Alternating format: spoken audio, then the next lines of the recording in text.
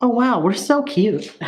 Hi friends, how's it going? It's leowt.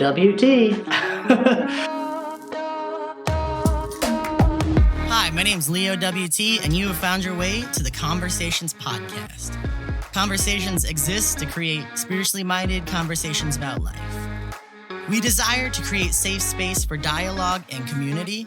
We desire to come together regularly and intentionally to generate conversations about life, belief, and the intersection of the two.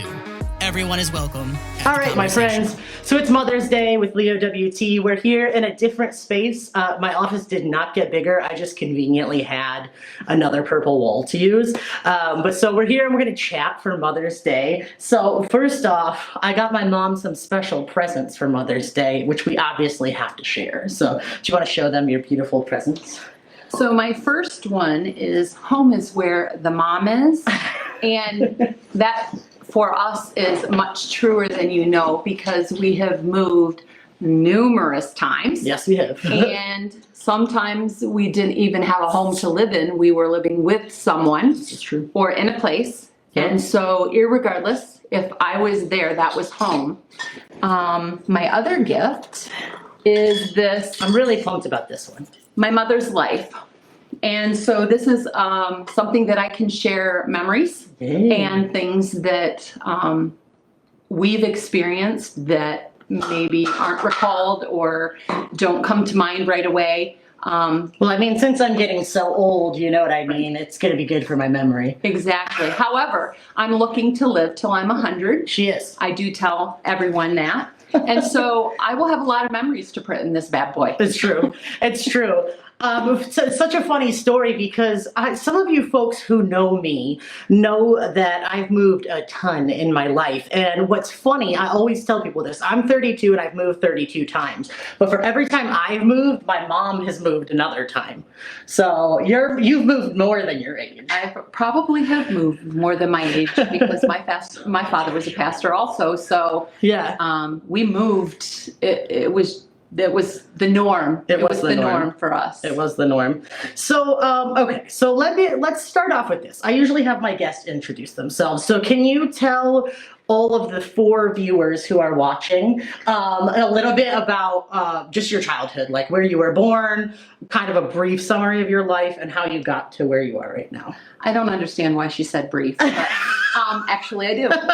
So, I was actually born in Santa Rosa, Florida. My father was in the Navy, and him and my mother were there, and I was born in Florida. We moved back to Smethport, and that is largely in part what I recall and remember as home. Mm-hmm. Then my father became a believer. He owned an auto body shop. He decided that he was going to sell that shop and go to Bible school and change his career. Just a little change. Just a little change. Small change. So that was the first time we moved the day I turned 13, because that was mind-blowing. And it's really a wonder I graduated and was okay. But anyway, we got through that. Basically, what you can read through the subtext is Jill's a badass. Well, where there's a Jill, there's a Will. Where there's a Will, there's a Jill. That is what I say. So those were some really tough years for me because I didn't have the skill set to know how to walk through them. And then I met my first husband, Greg. I did not marry a pastor, nor did I intend to marry a pastor. And in a turn of events, almost losing our marriage, etc., we ended up at Bible school and went to Bible school. And in between there, I had 2 kids, and I could have had 20, so we had 2 and we were done. There's that. And there has been absolutely no greater joy than to be a mom for me. There is no mountain that I would not climb, no river I would not swim. This is true. Stories to come. For my children, and they know that. Yeah. They know that. My love is, I love hard, I love deep. Mm-hmm. And so That's a little brief of who I am. There's a lot of other things. Oh, hairdresser, work here, work there. That's me. So. Yeah. In case you guys are wondering where I get my hairdressing skills from, I think there's something in my genetic code that came from my mom, because I've done a lot of things. I've done a lot of things in my life. But the first thing I've ever done in my life, it took me almost 30 years to find something that I felt naturally good at, other than talking, because I'm very good at talking from a young age. So H2. So we're going to get into some fun tiny Leo stories, but I wanted to let you guys know something first. Oh, Natalie says hello. Oh my goodness, Christina Champlin says hello. People are really excited to see you. I know. I had people stop at me and say, "Hey, I saw it." And I'm like, oh. Little did you know, I'm pretty big and only in. So, but I wanted to bring my mom on, and there's no outline for this, so it might be chaotic, but welcome to my brain. But I wanted to bring my mom on because a lot of you guys know that I'm gay, and my mom is Christian. And so some people think that those two things can't coexist, but if there's anything I've tried to do with conversations, it's show people that if you love somebody, if you can build a relationship with them, you can talk about anything. And so I want you to know that my mom uses she, her pronouns, and used my birth name Joelle because that's the name she picked for me, and we're going to find out why later. But I wanted you to know that when you're seeing this, that's our relationship. I love my mom very dearly. She's probably one of the biggest influences in my life, if not the biggest. My passion and my tenacity come from my mom 100%. And so I just want to let you guys know that as a preface. So you're going to notice that when we talk, it's not weird to me. It shouldn't be weird to you. If you feel weird about it, we can talk about it later. But I just wanted to let you guys know that so I don't get like a barrage of messages, because I love my mom, I don't step to her. So so I have a range of questions for you. I got like a lot of them, and I have some very funny friends. So let's start off with, well, why did you pick Joelle? Tell me about that, because I don't know if I know the whole story. I had considered a couple different Joe dash names. Actually, this goes out to, she would have been my baby sister then. We're not so young anymore. She was in French, and the whole thing with Al and a girl. And initially there was the thought of it being Joe dash L, and then it formed into Joelle. And then I went with, her middle name is Lynn. Which it still is. Crazy thing, she's named after my sister. And my sister's first daughter has my middle name as well. And ironically, she's not here today. She's in a better place. Yeah. However, she actually has and very close to that aunt, and has the middle name. Her, Lynn. Yeah, so for those of you guys who've seen my tattoos, I have a JLO tattoo on my right arm, and that's for my Aunt Julie, who passed away. My Aunt Julie was not my mom's baby sister, but her younger sister, and she passed away like quite tragically a couple years ago. Wow, it's been over a decade. I'm getting old. But she passed away, which was really, really rough for our family, but something that my family does, something that I get from the Owen side of my family and from my mom, definitely is that like loving heart. And so we really, when my Aunt Julie passed away, we really came together as a family. And let me tell you something. The Owens bunch is a crazy bunch, right?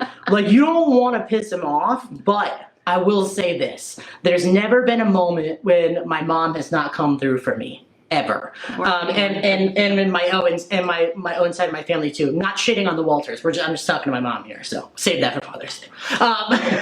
But there's been times when I've been half a country away and I get a payment process from my bank account that wasn't supposed to, and I have $0 and I'm in another state. There's been times when I've torn my knee. I tore my ACL in my knee, and my mom drove. Get in a car and drove all day and pick her up and drive all night. Brought me right back home so I could go to the doctor. I learned a lot about loving people from my mom. Let's say that. So I did know about Aunt Jody and the L thing. I just didn't know that I was going to be a Joe originally. So yeah. I did keep my middle name. I will never change that. Lynn, that's where it's at. And actually, just so you know, one of the funniest parts about like why I go by Leo now is because of Vampa's middle name.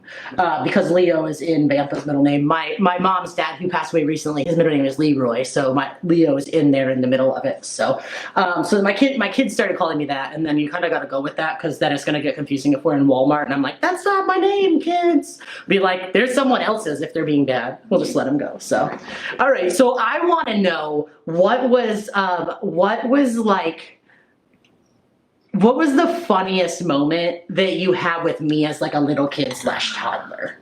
Because I've often said it could not have been easy to raise me because I'm very stubborn and free-willed. Well, I think early on, I knew that there was going to be some philosopher and some articulation in your speech. At the cottage, at the Walters cottage, she had a Bible upside down, and she was telling everybody, "Hello, pay attention to me. I'm going to preach." I did that. And really, from that time on, in many things, she became somebody who would initiate and step up to the plate, whether it was a day of prayer. Yeah, see you at the poll. See you at the poll. Whether it was a group of friends. I remember in Smethport when somebody was shooting, somebody had been shot, and everybody was afraid to go to school. And I said, either you can choose to cower under the desk, you can choose to know what you believe and why you believe it, and you can lead your group. Just have always enforced those things, but you've never shied away from stepping up to the plate. No, I haven't. Which is really something, if I'm being honest, I wish I could shy away from sometimes, because sometimes I'm like, man, I just want to go to Tops in anonymity. And then I can't because Elle is doing my laundry. We have a dishes and laundry trade right now. So I do dishes, she does the laundry. And she was doing my laundry the other day and she's like, do you have any shirts that aren't protest shirts? And I was like, no. And if I do, I throw them out. And so I sometimes like going to Tops in anonymity is not a thing I can do. So, but that's always been me. For sure. Can you tell everybody about one of the coolest things I think you've ever told me is about when you were pregnant with me and when you would sing. For those of you guys who don't know, my mom is an amazing singer and naturally talented musician, far more talented by nature than I am. I'm just tone deaf and stubborn, but she's got perfect pitch. But there's a really cool story about when I was little that I would love for you to share. So I sang. As I traveled for the college that I worked for. That's how I paid my way through college. My parents had 4 kids. There were 6 of us. We didn't have a lot. So I worked for the college and represented the college during my summer. And I sang. And I would do a lot of music and sing a lot, many times at the house by myself. And as she was in my stomach and I would sing, I could feel a hand or a foot, I'm guessing it would be a hand, and it just would go back and forth and back and forth. And when I would quit singing, it would stop. And even if I was singing in church, it went back and forth and back and forth. And there was always that very real connection, even though she was in my womb, that she clearly knew that sense of music and what that did inside of me because it also affected her as well. Isn't that the coolest story? Every time I think about that, I think that's so cool because you knew as a mom, you knew from when I was very little, you had an intuition about how I was going to be as a person. So, and luckily you didn't think I was going to murder you in your sleep or something crazy. No, never. No, I've definitely always been really not afraid to take on a challenge, and I think part of that is because you raised us to be that way. You raised me, and Dylan's my brother, but you raised me and Dylan to be that way. Like when we said we're 16, well, I'm 16, my brother's 14, going on 15. Everybody else is young. All of our other friends are younger than me, and we said we're gonna start a band, and I barely had my license, and we're gonna be in a metal band, by the way. And my parents, literally, they would come to every concert that was within a driving range, trying to make sure if they were behaving. Yes, but also they would lug our equipment and run the soundboard and take the tickets. I actually remember. Do you remember the year that we did a Your Mom Rocks concert at Hillside Wesleyan in Bradford? If you are on this video right now and you were at that concert, I know it's a slim chance, but if you remember the Your Mom Rocks concert with Noetic and The Fallen at Hillside Wesleyan in Bradford, it was probably 12 years ago. You have to drop a comment. But my mom has always been my biggest champion and biggest supporter. And I think that that's been something that's always been pretty anchoring to me because I know I can call my mom and she might be like, I told you this was going to happen. But then she'd help me, whatever I needed. Or if I make a phone call. I don't know that I always say this is what was going to happen. Sometimes I say, take a deep breath and step back. Turn your phone off. It's a good one. And stop letting all the outside voices and all the outside drama fill your head. Stop. And sometimes you just got to pull away and not let all of that control your thought process, because that's easy to do in the world we live in. And you know what I think is interesting too? I'm getting cozy here. So you know what I think is interesting too is that, like, a lot of people don't know what it's like to be a pastor's family. I can almost guarantee that no one that's watching right now has been in a pastor's family. But something about being in a pastor's family is you're always in the limelight, whether you want to be or not. And it's not always a positive thing, but you're just, you're the words are always judged. And one of the things I think is coolest is that you and Dad went through a shitstorm with really not nice people. We're going to keep it like a little PG-13. My mom and Dad, I watched them go through the ringer with people left, right, and center who would try to attack our family. And Mom and Dad did two things. Mom never backed down. You know, she stood up for her family, but she also never stopped caring, which is interesting because, like, there's a lot of days when I'm like, I don't want to care about people anymore. Like, it would be my life would be like a lot easier if I just didn't care about other people. But something that I think that you taught me is, like, you can take your lumps, you can stand up to protect the people that you love, but you still have to keep loving even the people who are coming at you. And I think that that's something that you did. Really well, I think we've talked about it many times in conversation is a lot of times, and this doesn't mean to be negative, but unhealthy people hurt people. You know, it just, it's not always intentional. It just oozes out.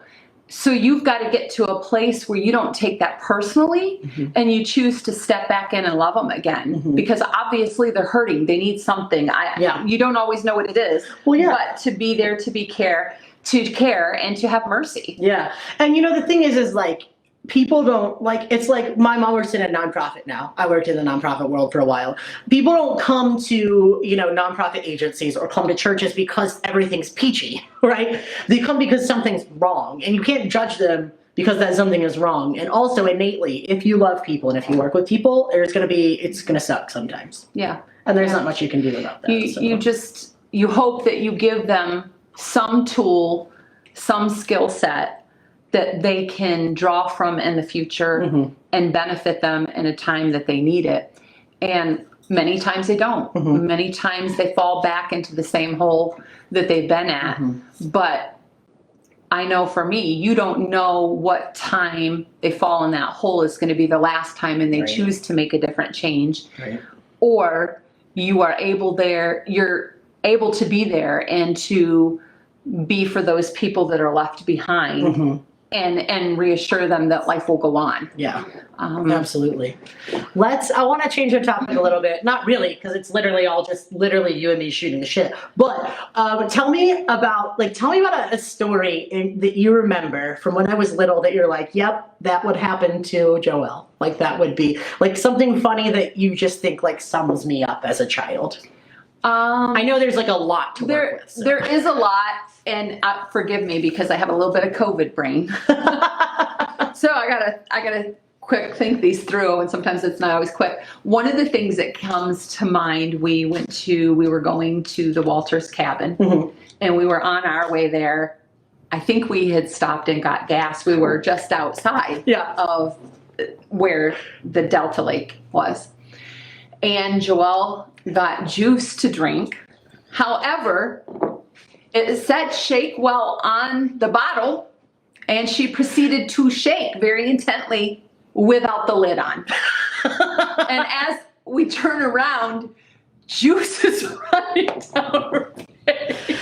And I said, how about with the lid on? Or not. Like, was there like a little crucial phrase that said, like, before opening or something? That seems like really part and parcel for me, because I'm like pretty smart, but sometimes stuff just goes.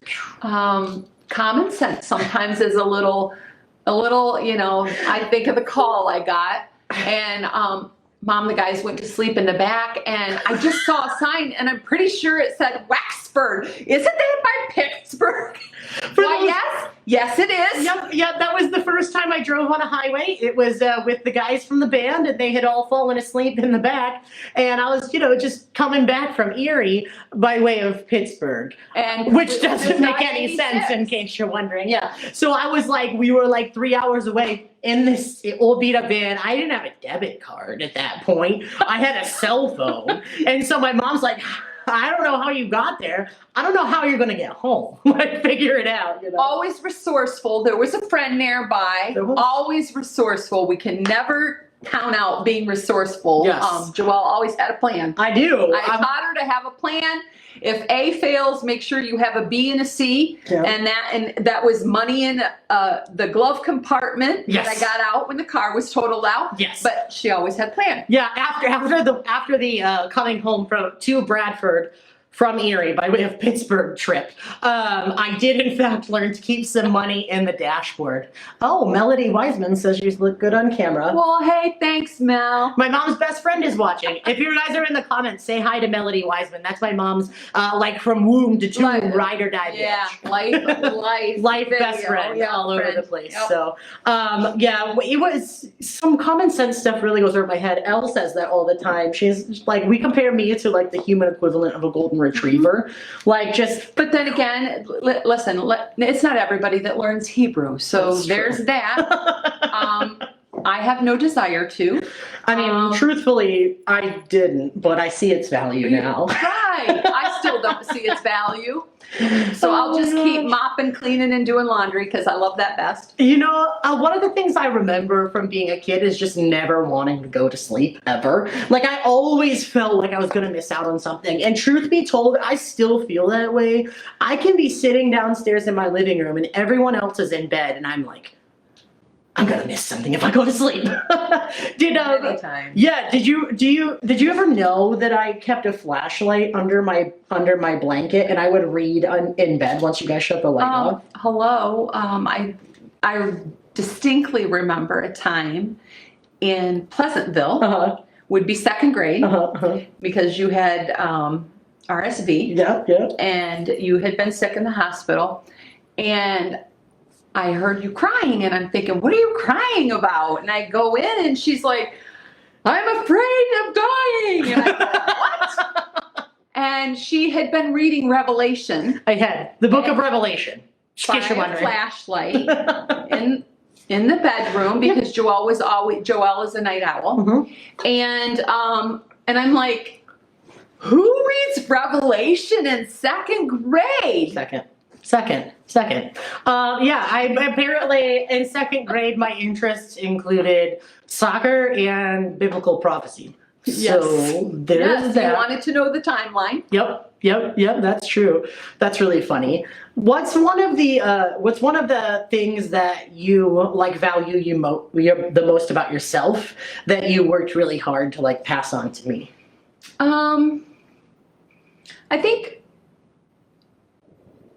I think there were things that I wish I would have, I don't know if pursue is longer, but that I would have had a different level of passion for. And something that I believe Joelle got innately was a tenacity. A tenacity to follow through with things. Sometimes I wanted to tell her to let it go and let it die. I'm not good at that. I'm not good at it. She is not good at that. But she also has a tenacity to finish. And there are two things I think of. We were at a soccer game in Foster Brook, and it was a co-ed game.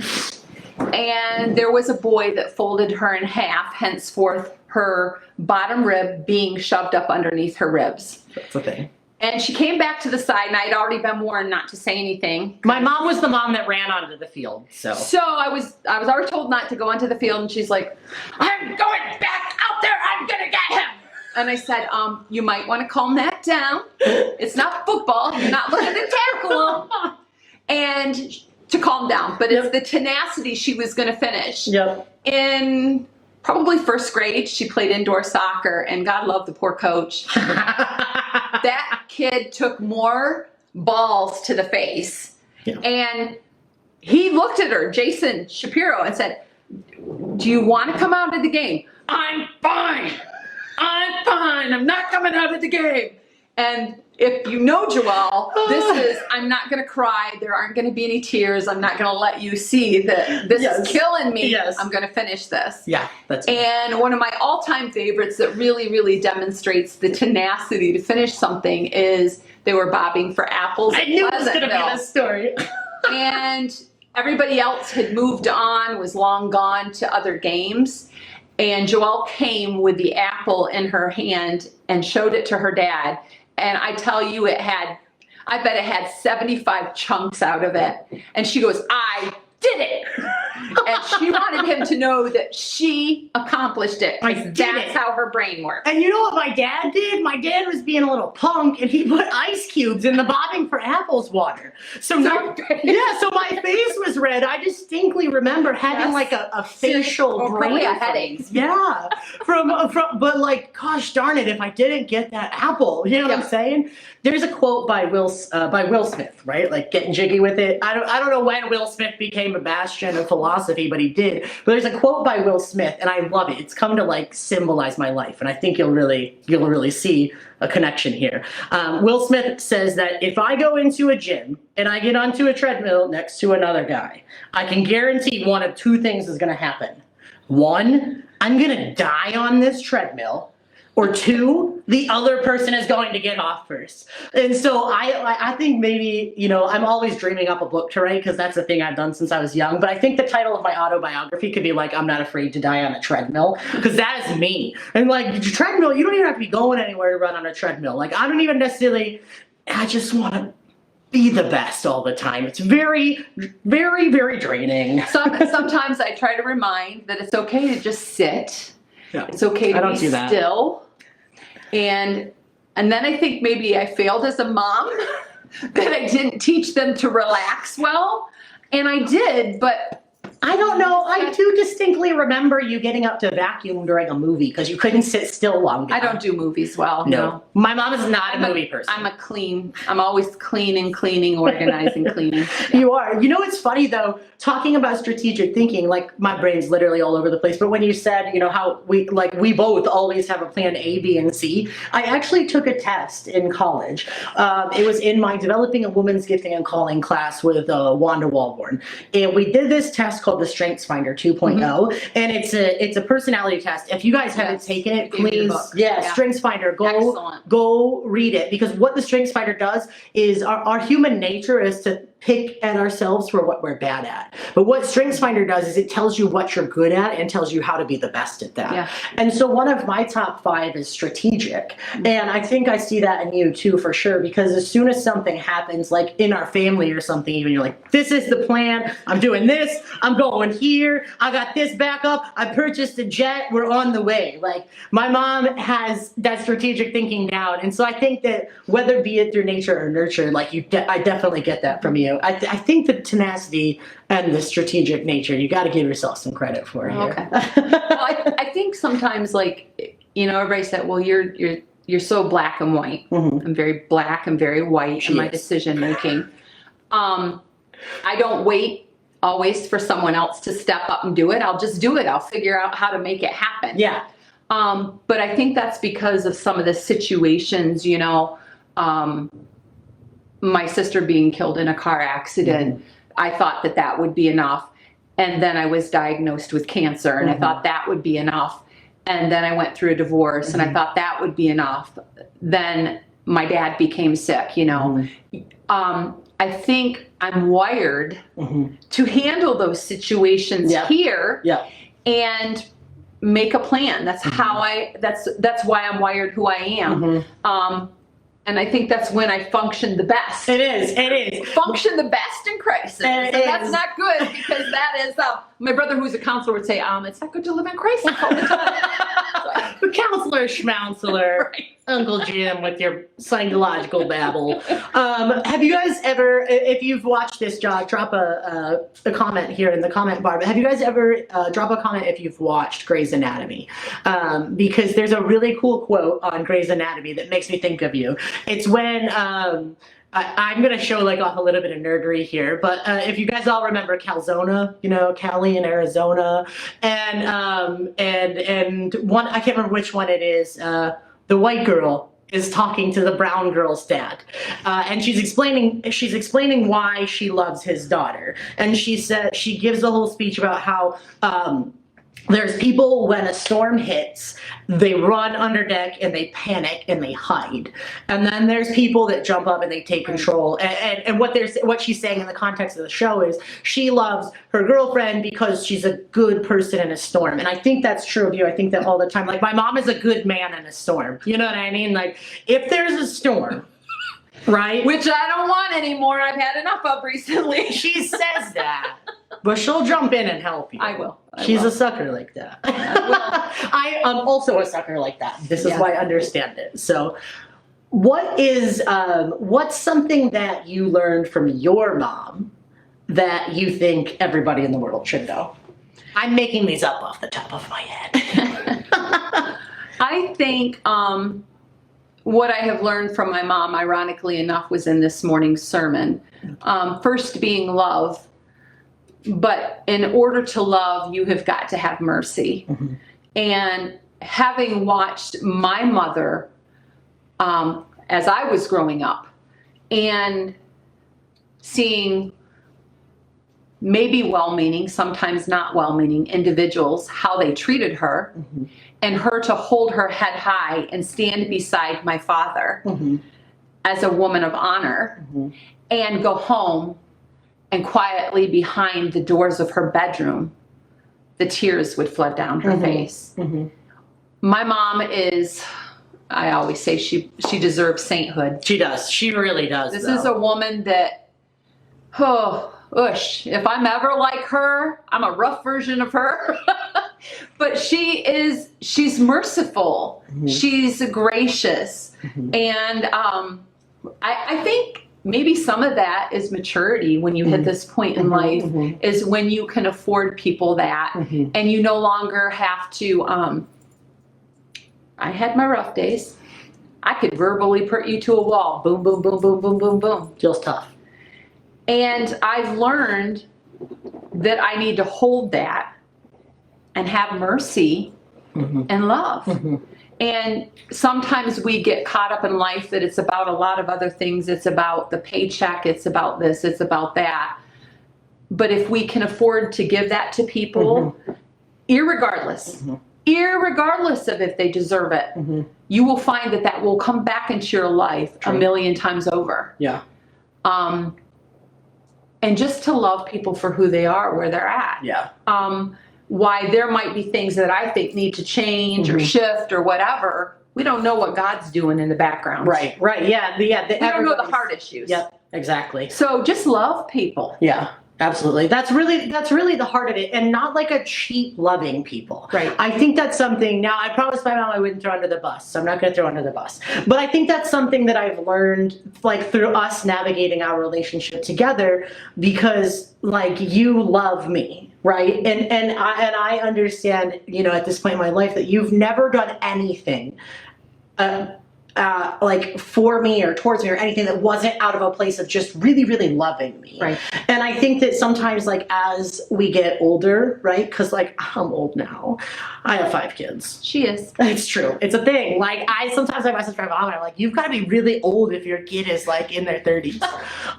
But I think, like, as I get older in life, I see that, like, you know, navigating a relationship is so little about being right and wrong. And it's so much about just loving somebody, you know, be it a marriage, be it a parent, be it a sibling, be it a random person who walks into your business. Like, you have to just do that.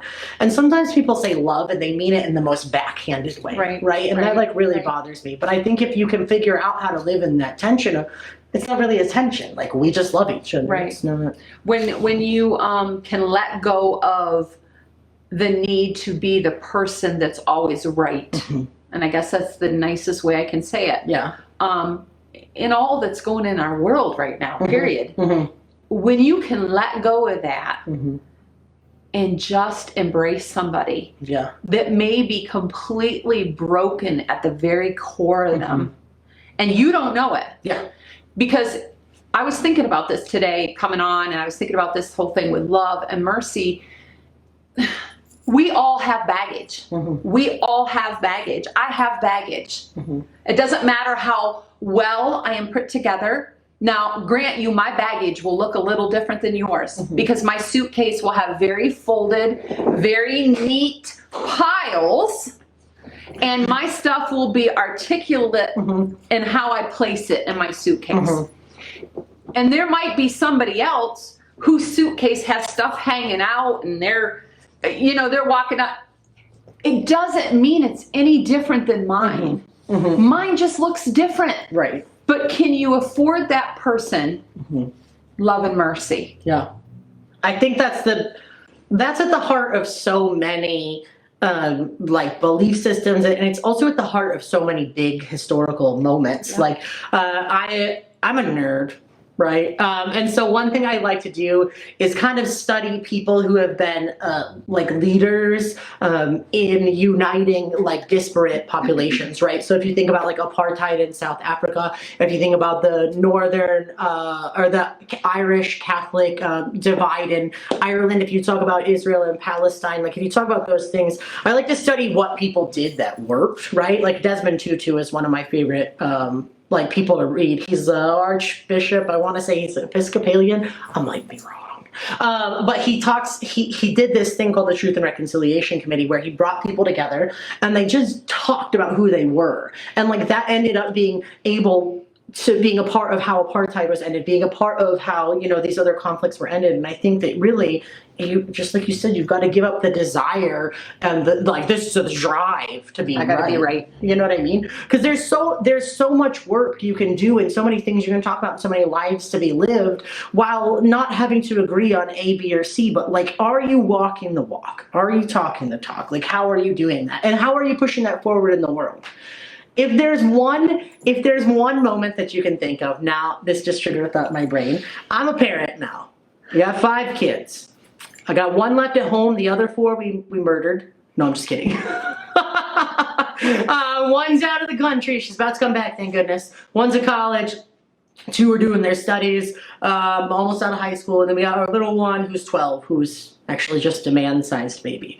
But I'm a parent now. And so there's like a lot of moments where you're like, damn, my mom was right. Can you think of a moment, parenting-wise, that you can think of when I've talked to you about something and you're like, yeah, I could have told you that? Like I something. Have to say, I could tell you a lot of things like that. But again, it's, I think in parenting, and I think I tried to do this with you and Dylan, Joelle could talk in front of 3,000 people and it's not a big deal. It's actually exciting.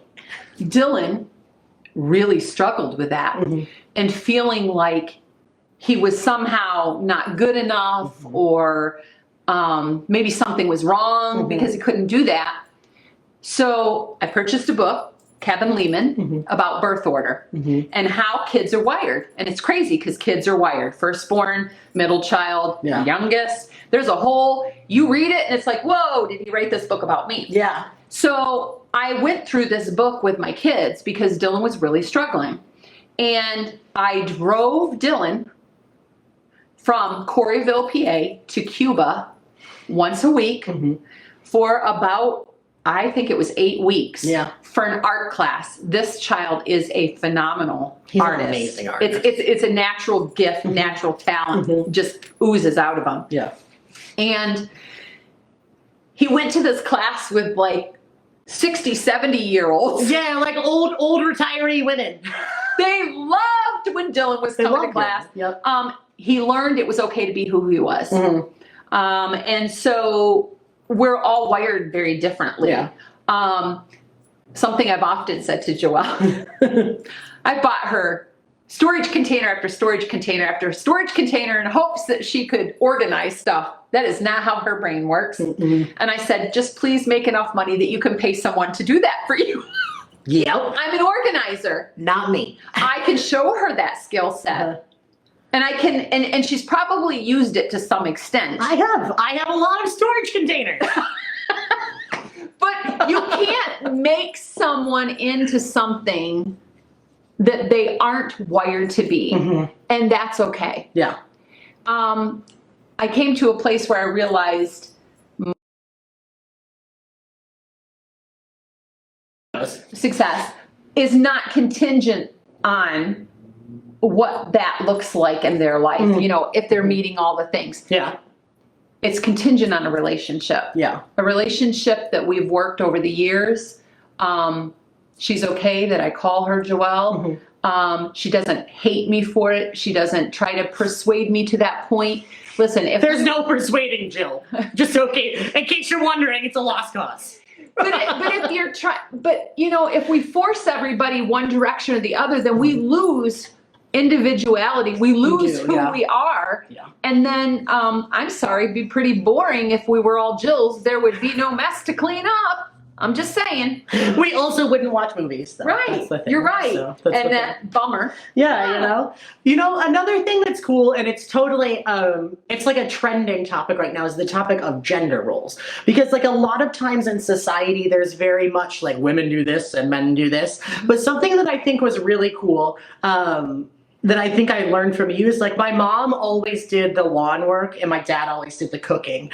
And if there's any, did have very, very reversed. Yeah, you had like reversed roles, and you were like in a lot of ways you did a lot of paternal things, and dad would do some maternal things. Like you actually kind of both. Like you get to be a 2-for-1 special, but okay. But like I think it's really interesting because I definitely learned about being a strong woman, and that's still a really important part of my identity. Like being a strong woman and being like a feminist, like those are very important things to me, and I definitely learned that from you, because you guys never once were like, yeah, you shouldn't play soccer, you shouldn't do sports. I loved sports. I was in sports 4 seasons a year. My mom doesn't even like the cold, and she would come to my soccer games. She might stay in the car. I might stay in the car with the heater on high because the thyroid, I'm always freezing, but yeah, I'm there. Yeah, you guys always kind of just, I think one of the things you guys did was you didn't really, like in terms of household work, you didn't really divide stuff up into like the woman's work and the man's work. Like whether or not you knew it, I think you're being progressive. I think it's about being a team player.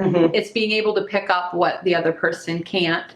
And sometimes you might need to carry a lot. And sometimes you might not need to carry a lot.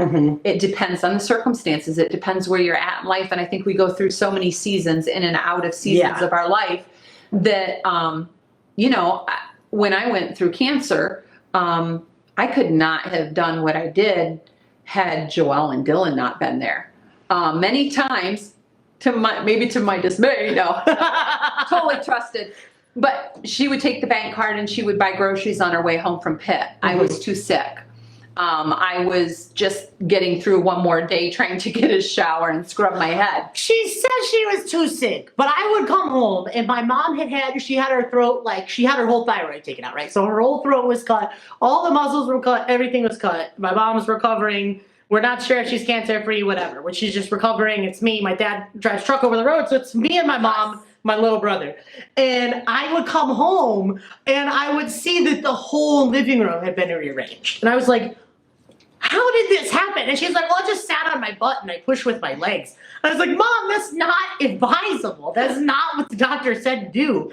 But that's where the phrase, where there's a will, there's a Jill came from, right? Which is you just don't ever give up. Like your neck could be cut open, get shit done.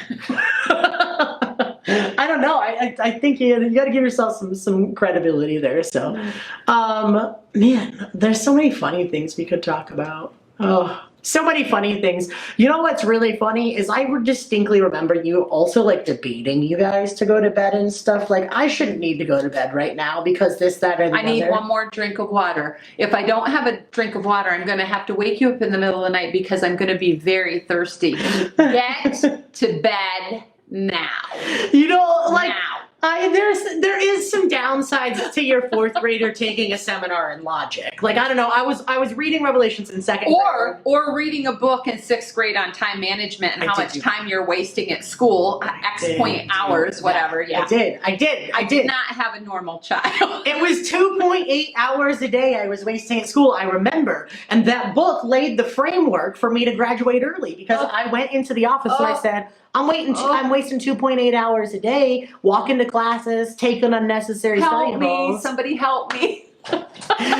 they tried to tell my mom I couldn't graduate early. And I say this all the time. I don't know if I've ever said it to you, but if I was given the choice of being thrown into a pit of wild, angry, rabid beavers, right?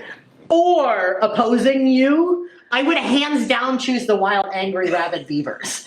Because my mom went into the office and she was like, no, this is not going to happen. Like, here, I'll let my kid graduate early. Boom, sign it. You know what I mean? My mom like went right in and went to bat for me. I think that's another thing too that you do really well is you go to bat for people who you love, and it's never based on a merit, right? Dylan or I could do literally anything, and you would still go to bat for us. You probably grab us by the ear later and be like, I wouldn't just go to bat for anything. But if there was a merit in this situation, I stood behind. And I think some people need that. I think oftentimes in the world today, we don't do that. Yeah. We just, tie another knot, hold on. Good luck. Yeah. You need to, everybody needs someone who's fiercely in their corner, right? And if it's... I think you and Dylan know I'm fiercely in your corner. Absolutely. Even at this age, I'm fiercely in your corner. I needed to be fiercely in Dylan's corner a couple of years ago. And, it was crazy. I wasn't sure... I knew I needed to get on a plane. I needed to get on a plane fairly quick. I didn't know what circumstances or situations were going to be when I got there, where I was going to stay or anything. I didn't even know how long I was going to go out. But I'm like, okay, God, you know what? I went this way or this way. It was another $60. I booked the ticket. I was there. What did I do? Jill cleaned. She did. She cleaned. Jill cleaned and organized. You made chair covers too. I remember that. I reupholstered chair covers, took care of the dog, and loved fiercely. Yeah. Loved fiercely. And knew I wasn't going to be there every day, so found me some store on some corner in San Diego, bought a year calendar, put everybody's birthday on it, wrote notes through the whole 12 months, wrote thoughts through the whole 12 months, because I wasn't going to be there to say it. Yeah. I love you. I love you. I always want my children to know that I love them. I may not always agree with their choices or decisions, and they may not always agree with mine. But I gave them the skills. I gave them the tool set. And you're adults now. Yeah, absolutely. And one of the things, I'm not throwing under the bus. I'm just putting that out there. But I never thought we were going to have a conversation about when I came out. I really never thought that was going to happen, and I wasn't going to push it. Because I was, I just wanted my family in my life. When I came out, everybody's like, cut off your family. If they're negative, cut them off. And sometimes that happens with families. There's toxic people. There's a lot of unhealthy. But my situation was not that, right? I wasn't going to cut off my family because I'm a product of the Owens family. I love family dinners. We eat well. We eat well. We're very chaotic when we're together. My family is all talks at once. Yeah, if you've ever seen my big fat Greek wedding, it's like that, but we're not Greek, right? And I wanted that. I did not want to get rid of that in my life. It didn't feel like something I wanted to get rid of. And I never expected you to say, to apologize, but that was also something that you did recently that I really learned from, and it's something that I've tried to employ with my kids, is say I messed up and I'm sorry and I shouldn't have done that, but please know that my intention was that I love you.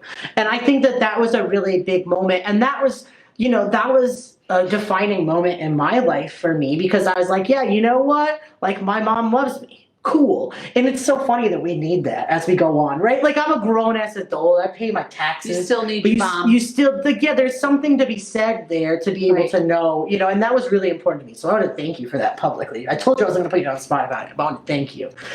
Because I think that's something, that's kind of the one thing that I hope that everybody would take from this conversation, is that you don't have to give up on something because you disagree with something. I think you can get caught up in the argument. And sometimes we lose a lot in the argument, not knowing that we're losing it. Yeah. Doesn't mean you have to change who you are, but you need to be able to sit down and have a conversation and be able to hear each other, and be able to get up and walk away from the table agreeing to disagree. My job was to raise her, to give her a tool set, to give her what she needed to be employed in life to love other people, which, by the way, I'll tell you, both of my kids will get in a gutter with somebody. They'll love them. You always stand up for the kid who has no one. That is, that's my heart. And, but it is not my job to change Joelle. It's not my job. That's between her and God. Does that mean that I don't care? No. But it doesn't mean that Jill has to do that. That's not my place. We were talking about it before we actually flipped the camera on. The Holy Spirit does a lot of things, and it's the Holy Spirit's job. And if the Bible says the Spirit knows all things, that's his gig. I don't have to carry that. I don't have to do that. That's his job. He does that with me. He does that with you. He does it with all of you who are listening. If you need an answer in your life, ask him. He'll give it to you. Yeah. And I don't know. It's like, I have some great friends that are atheists. I'm firmly a theist. Like, I might not, there's some ways in which I think anybody who's being intellectually honest should say they're agnostic, because, like, even if you're a Christian, you can't know everything about God. Right. You know what I mean? But that's a semantic argument for another day.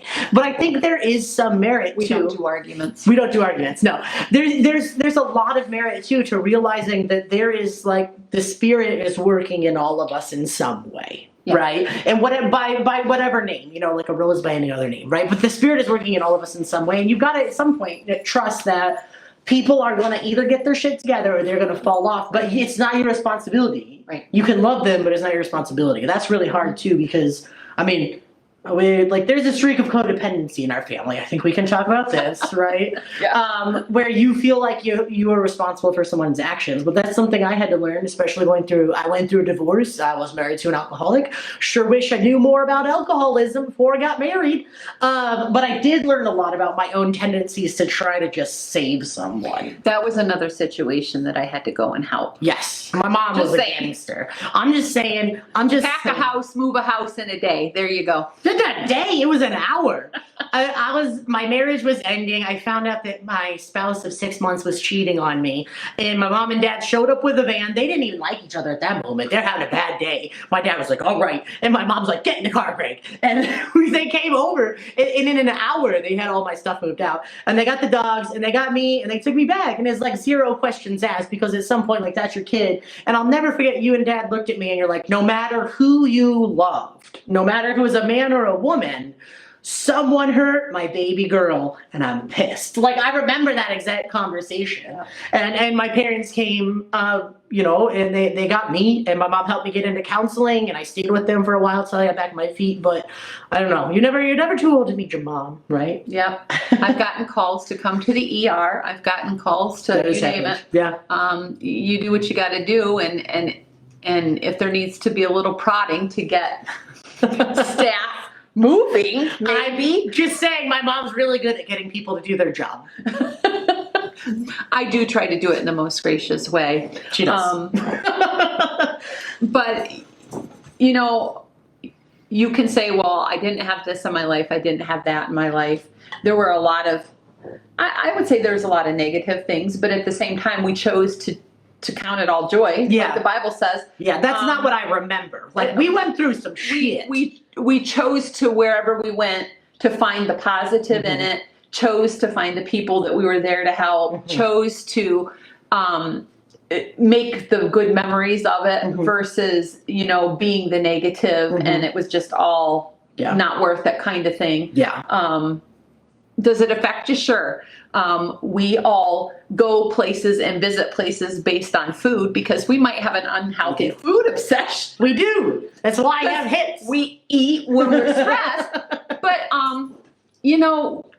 really, in the end of the, even up to this point in life, God has been good to us. We have walked through some really tough valleys, but God has been good to us. He's never failed us. He's never forsaken us. And, life isn't what we thought it would look like. Correct. Really, life isn't what we thought it was going to look like. I thought I would have grandchildren running around, and I would be hosting Christmas dinners, and I would be, all this stuff. And my life so does not look like that. But that doesn't mean I don't have something to be happy about. That doesn't mean I don't have something to be excited about. So sometimes it's our perception of things and how we look at it and how we view it. Yeah. I want to shout you out too, because this is also not throwing her under the bus. This is a good thing. But I want to let you know, there was a moment in my life that made a really big difference to me, a really big impact to me. And I don't know if I've ever even told you it, but for those of you guys who don't know, Elle and I have 11 children. And we're both we're self-employed.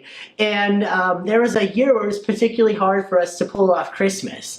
And my mom did what Jill does, and she made shit happen. And she rallied the troops and ended up being able, between friends of hers, her church, and my family, the Owen side of the family, provided us with a tote of gifts for each one of our kids, which we have 11. So 11 totes. And then there was a tote full of food, and there was a tote full of cleaning stuff, and then you got us all winter jackets or something. And that was really I know that you're not, it didn't look like how you thought it was going to look. You got a prepackaged set of grandchildren, but I do know that all of my kids remember coming to the house and remember you talking about my childhood and remember the fact that you went out of your way to learn how to make a Puerto Rican food for you. And it was crazy. It was I don't think I had seen you for a while. Yeah, it's been a minute. And I don't even remember where I was working. Sorry, I changed jobs on occasion. And I just had asked God, I was in Olean that day, and I had asked God, I could try to track her down, or you could just put her in front of me. Because if I'm not mistaken, we were in the Walmart parking lot. Yeah. I was pulling in to go to Old Navy, and she pulled in directly, and I'm going, Joelle, across the parking lot.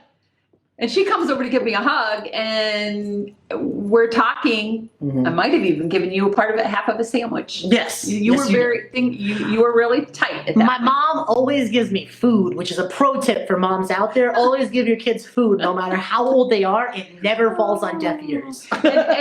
and had shared where they were at. And as I drove home, I remember my heart being broken. And I'm thinking, why didn't you come to me? Because I would have made sure you had what you needed. But she didn't, because she's stubborn, like her mom. Guilty as charged. And so I do. I have a group of friends, even to this day. If someone has a need, I shoot the need out, and I'm like, here's what I got to have. This is where you can drop it off. And we made what needed to happen. Not because we wanted to be recognized, but when you're there, that's a really tough place to be there. I remember growing up and times when there was no food and how that was provided by God. And so you provide, you do what you need to do. But those are the things that forever bond you. Absolutely. Forever bond you. Absolutely. I have to tell you, well, first of all, thank you, because obviously that made a big difference to us and even to my kids. They're little shitheads, so they might not say anything about it for years. Sponges. Yes, I was going to say this. I wanted to share that story. So in the box of cleaning supplies, there was sponges. Shocker, cleaning supplies from Jill. I know. And my kids are opening the boxes, and they're like, sponges? We're living like rich people.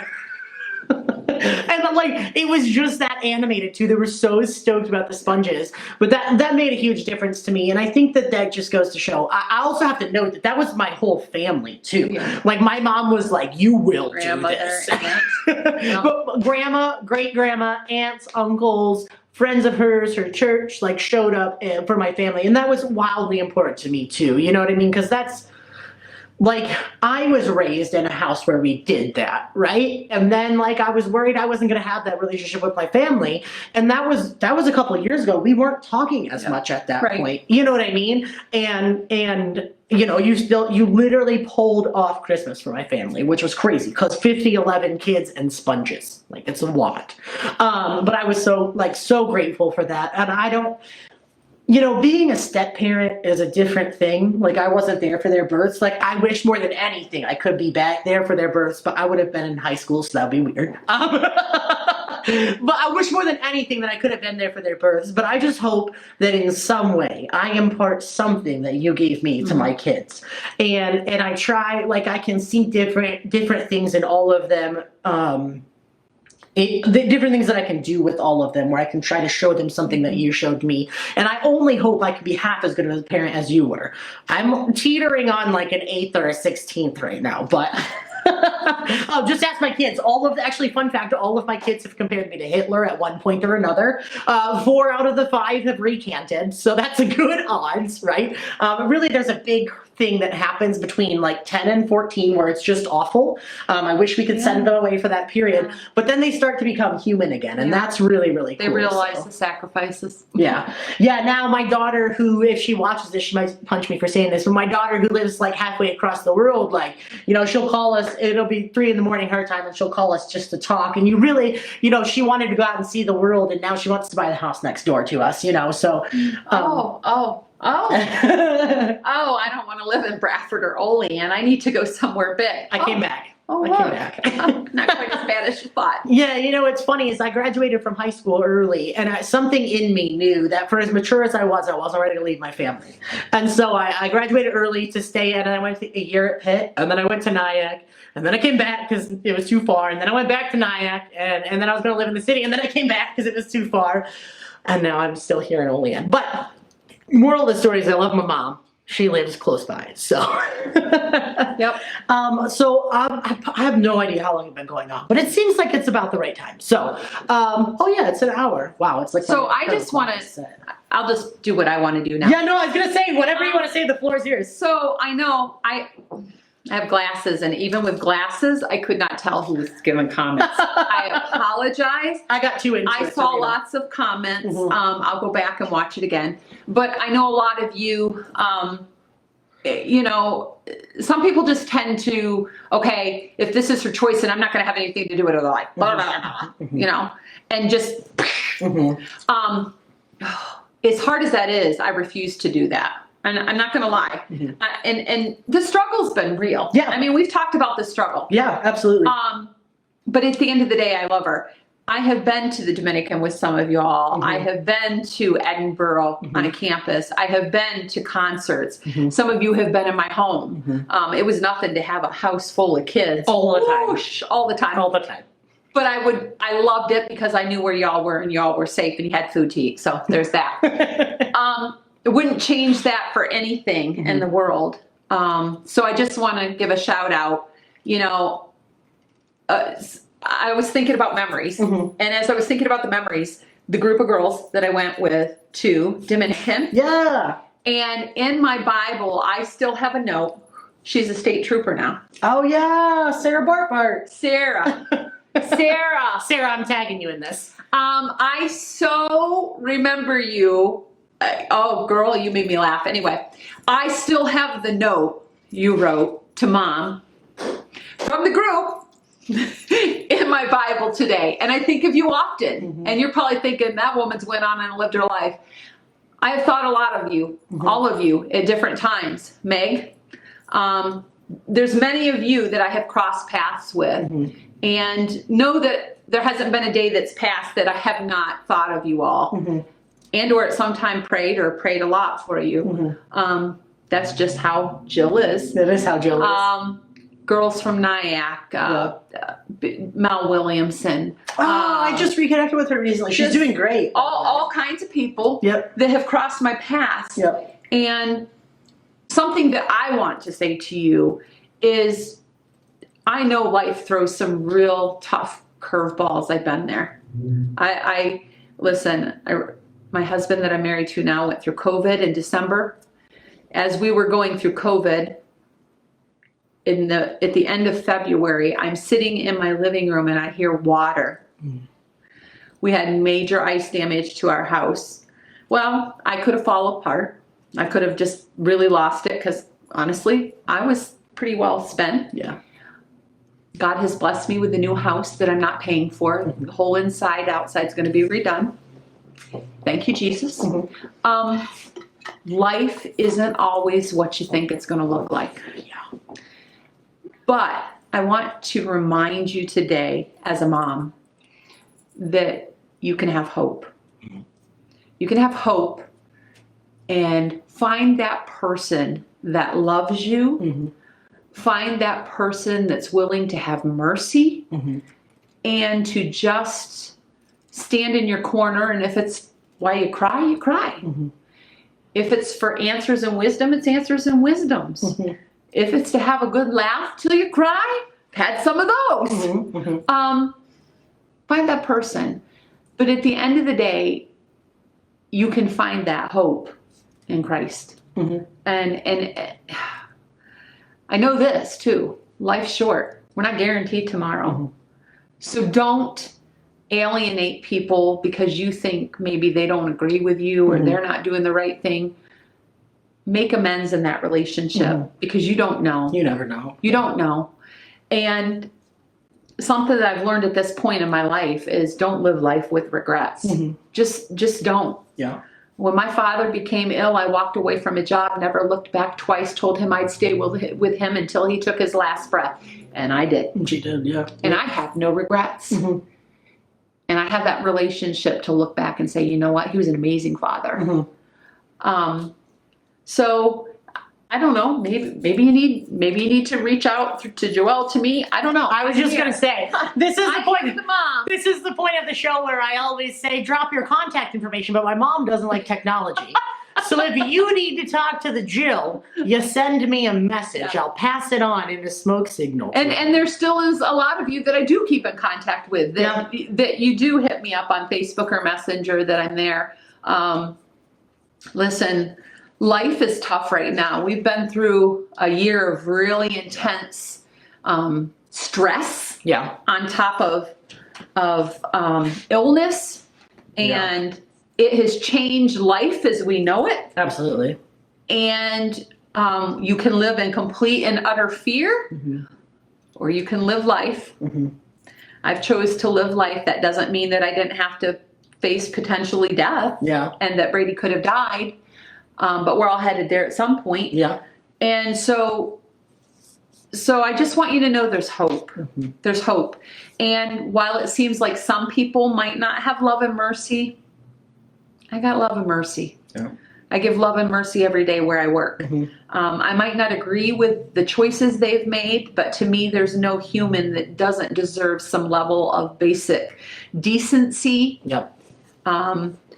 Verbal communication without being disrespected. But by the grace of God, I'm not where they're at. Really. Yeah. There's some solidarity there. Yeah. So this is the story of Jill. Jill is a quintessential mom. I posted, or she posted something the other day on Facebook, and it was like, if you weren't a mom, what would you be? And then she didn't answer the question. Like, the first rule of Facebook, you can't like repost if you don't answer, and then I break all the rules. You answer Facebook, and then you repost. And so I blew her up. I tagged her and I was like, Mom, you have to comment. Like, you have to say what you would be. And my mom, the question was, what would you be if you weren't a mom? And my mom was like, I always wanted to be a mom. And I think that's what you do really well. You just mom people. I do. I mom people. You mom people in your job now, do that was the greatest thing. I never wanted to be anything other than a mom. If I knew what I know now, I guess I thought by only having 2 kids, I was gonna, when I turned 40, I'm not really sure where the payroll was coming for it, but I was gonna travel and do whatever. Anyway, that's not my life. And so I would have had a whole lot more children had I known. But I'm gonna say after 2, it's a little rough. But I love nieces and nephews and love people, and I do. That's my job. I do mom, and I listen to people to know what matters most, because all of us want to be heard, and when we're not heard, it's really devastating. You feel really, like just invisible and invalidated and all of it. Yeah. All of the emotions come up. And, we all want to be heard. Yeah. We all want to feel like we're loved. Yeah. And literally, like 100% of what you just said is like my shtick. Yeah. So like, even if I didn't so basically I'm going to have to give my mom all of the credit in my book jacket, because none of my ideas are original.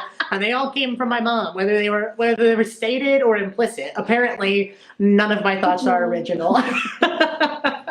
But Well, I think it shows what great influence we do have if we choose to influence those around us. Yeah. Yeah, and you know what that influence would have been severed if we were just like, yep, we don't agree, bye. Yeah. Right. I do respect. I want to wrap it up here, but I have to say I do respect that me coming out challenged everything that you believe. Yeah. But in me coming out and challenging everything you've ever believed, you still managed to love me, and I think that's such an important message. I love everything. Talking about there's so many memories, so many memories. I think of all the late night appetizers at Applebee's. I think of the nights we sit in the hot tub and we just talk about the school day. I think about the little road trips we take and all the conversation and all of those hold so much value. I mean, it's hard to just say one idea or one situation or circumstance or Waffle House experiences, Sam. Sam. I have to say, as much as there is rough, there were so many memories that were good memories by choice. Absolutely. Yeah, absolutely. By choice. Yeah, and it had nothing to do with finances because we were poor. We didn't have we didn't even have enough money to buy the OR. We were poor. And we were, kind of nomadic. We moved a lot, and a lot of times where we moved to, people were waiting with pitchforks instead of open arms. But us, we were like an unbreakable unit. And we still are, ride or die, and I think that I hope everybody has that with somebody. I got it with my mom. I'm lucky, right? So I want to say thank you for coming on, because I know you were a little nervous. And I know a lot of you guys, I have to thank you. This has been a really, really viewed video, which is super dope. I have to thank you guys for that and for your interest. But really, when it comes to being Leo and when it comes to doing conversations, I couldn't do what I do now without the influence of my mom. And also, if you can believe it or not, Mama Jill took you to church for a minute, but she's not even the preacher in the family. So you see where it's coming from. But I want to thank you. I want to thank you for coming on, and I want to thank everybody for watching. This is what we do. This is what I'm trying to do. Even though I look nothing like you thought I would look, I'm still doing the exact things you taught me to do. So I think it's the heart. Yeah, absolutely. The heart. Yeah, and it's just there's that continuity. So. Thank you guys so much for coming to Conversations. This is what we do every week, spiritually minded conversations about life, belief, and the intersection of the two. I am here for you regularly. You can contact me on Instagram, Facebook. You can do Twitter, but I'm good at Twitter. TikTok, whatever you want. But you're more than welcome to contact me if at any moment you need a person that's in your corner. You can contact Jill, but via me, because technology. Help! Send help. So this is what we do. This is what we exist for. This is what that you're loved. is. Know that you're loved. Yeah, know that you're loved beyond context, and not in spite of context, but because of context. You are loved because you exist and because you matter. So this has been Conversations, spiritually minded conversations about life. We'll be back here next Sunday night at 7 o'clock, probably. I don't remember who's up, but I know it's someone good. Also, I just wanted to let you folks know, if you could please do me a favor, if you don't follow me on YouTube, if you could go to Conversations Official with hashtag leowt and subscribe to me, that would be amazingly helpful. One of the ways that people ask me all the time how you can help with Conversations. One of the best things that you can do, it costs you $0.00. But if you can like and subscribe to Conversations Official on every possible channel, YouTube, Spotify, Apple Podcasts, conversationsofficial.com, if you can like and subscribe to those channels, it will help immensely. And if you want to go above and beyond, what you can do is while you sleep at night, while you sleep at night, if you can play a playlist of videos on YouTube, go to any one of my playlists and click play all. Or if you go to Apple Podcasts or Spotify or wherever you get your podcast and just click play all, you can literally mute me.